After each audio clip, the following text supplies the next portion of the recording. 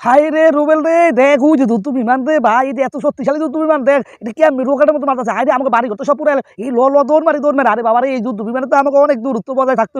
এই শালা যুদ্ধ বিমানে পুরা দেশটারে ধ্বংস করে দিতে পারে দোস্ত। আলো পালাই পালাই। হ্যাঁ, অবশেষে এরকমই আমাদের পরিণতি হয় যখন আমাদের একটা দেশ শক্তিশালী না হতে পারে এবং এই যুদ্ধ বিমান যখন আমরা সংগ্রহ না করতে পারি, তখন আমাদের এরকম আকাশপথে যুদ্ধ বিমান দেখলে এরকম দোষাটাই হবে যে চলো চলো আমরা পালাই পালাই, এই যুদ্ধ বিমান আমাদেরকে শেষ করে দেবে।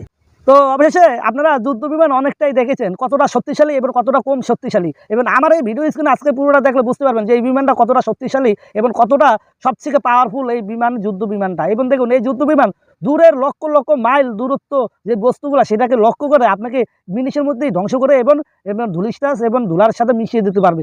অতএব এই যুদ্ধ বিমানটা কতটা তারা শক্তিশালী করে তৈরি করছে এটা জানেন আপনার চীনেরা বিভিন্ন ধরনের তারা গ্যাজেট বা বিভিন্ন ধরনের জিনিস আবিষ্কার করে থাকে, তার মধ্যে অন্যতম হচ্ছে যুদ্ধ বিমান। এবং এই যুদ্ধ বিমানই তারা বিক্রি করে, তারা লক্ষ লক্ষ টাকাও কামিয়ে থাকে। কিন্তু তাও আবার কি আপনারা এটা ভাবেন না যে সব যুদ্ধ বিমানই তারা রপ্তানি করে বা তারা বিক্রি করে, না ভাই, সব যুদ্ধ বিমান তারা বিক্রি করে না। এমন এমন গোপন গোপন যেই যুদ্ধ বিমানগুলা তারা সংগ্রহশালা রেখে দেয় চীনের সরকার, এবং এই বিমানগুলা তারা কোনো দেশে প্রকাশ করে না এবং কোনো দেশে তারা বিক্রিও করে না, কেননা তারা চায় কিছু কিছু সত্যি আমাদের হাতের মধ্যেই সঞ্চয় রাখা। তো চীনের দেশের সরকার এইটা বুদ্ধিমানের মধ্যে কাজ করে কিছু কিছু সময়। এবং এই যুদ্ধ বিমান দিয়ে আপনি যে কোনো লক্ষ লক্ষ হাজার হাজার মাইল দূরত্ব বজায় রেখে আপনি সেটাকে ধ্বংস করতে পারবেন। এবং এই বিমানটা অনেক অনেক যুদ্ধ, এই আপনার কী বলে মিসাইলগুলো, যেগুলো আপনার রকেট বলে, বোমার বলেন, সেই বিমান এবং এবং এই মিসাইলগুলো সেগুলো বহন করে লক্ষ লক্ষ মাইল উপরে আকাশ থেকে সেখানে আপনার লক্ষ্যবস্তুকে ধ্বংস করতে সক্ষম।